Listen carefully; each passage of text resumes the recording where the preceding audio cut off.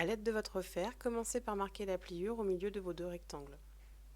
Ouvrez ensuite vos rectangles et marquez les deux plis en rabattant votre tissu vers le centre. Pour ce faire, servez-vous des repères préalablement marqués à 5,5 cm des bords.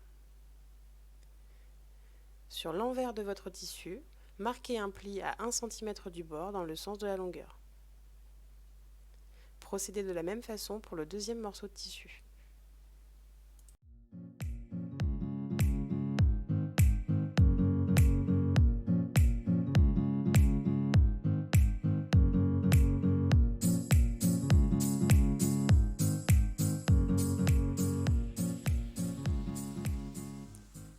Rabattez le pli supérieur vers l'intérieur de votre masque et pincez votre tissu afin qu'il ne bouge plus. Procédez de la même façon pour le second morceau de tissu.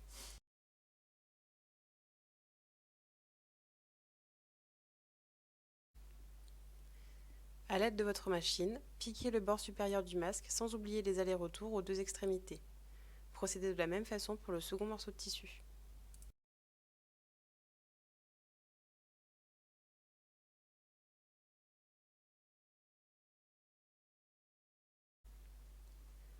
Une fois les bords supérieurs cousus, installez et pincez les élastiques sur l'endroit d'un de vos deux morceaux de tissu. Veillez à pincer également les plis que nous avons préalablement marqués au centre de votre masque.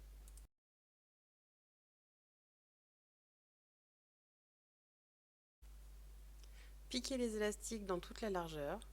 Veillez à faire plusieurs allers-retours au niveau des élastiques. Ceux-ci seront fortement sollicités, il est donc important de consolider leur couture.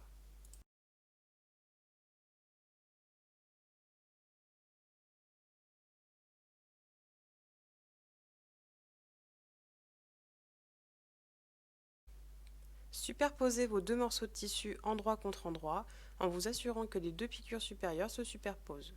Pincez votre tissu sur le pourtour, à l'exception du haut de votre masque.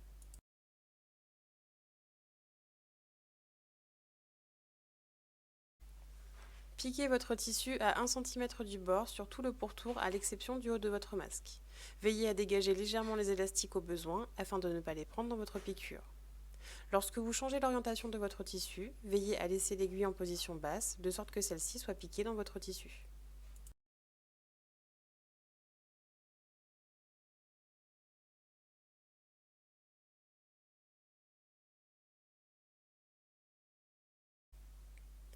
Une fois la piqûre effectuée, retournez l'ouvrage en dégageant le plus possible les coins de votre masque.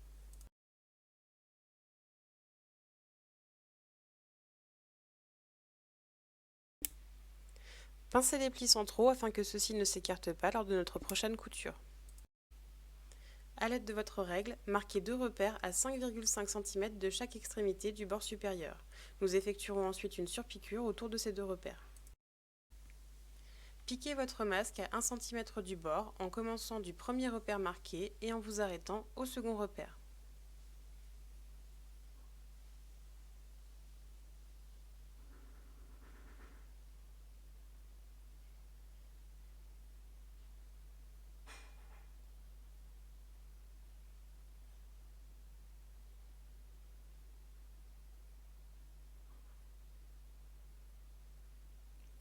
De cette façon, nous laissons une ouverture centrale sur le haut de votre masque.